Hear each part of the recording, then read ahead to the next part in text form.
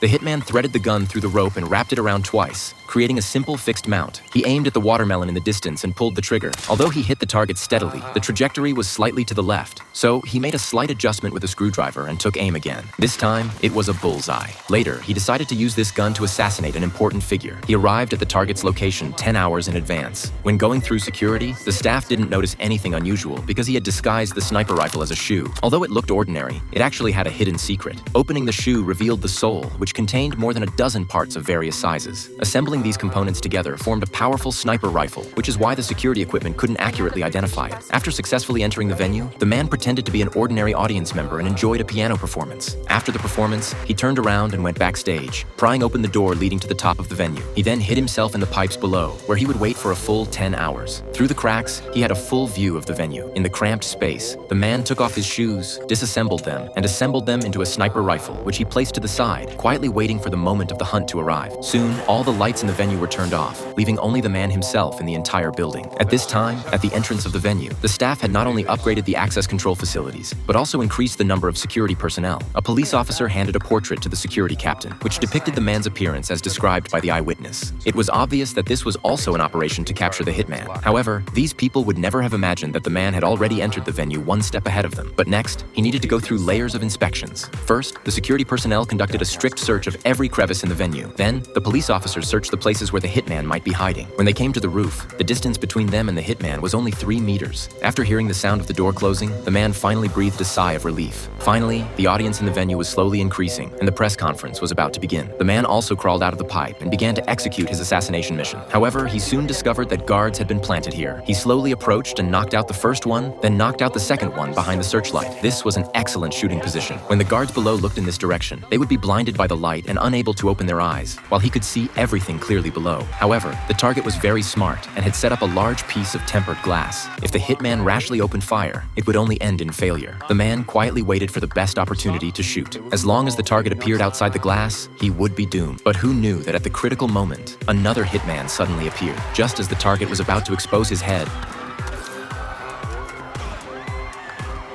he was frightened and curled up by the sudden appearance of the other hitman. The man wanted to shoot again, but the opportunity was completely gone. The target successfully evacuated under the protection of the security personnel. Seeing this, the man quickly threw away his weapon and secretly slipped into the chaotic crowd. At this time, the audience was like startled birds, which also gave the man a chance to escape. However, just as he successfully left the building, a man seemed to recognize him.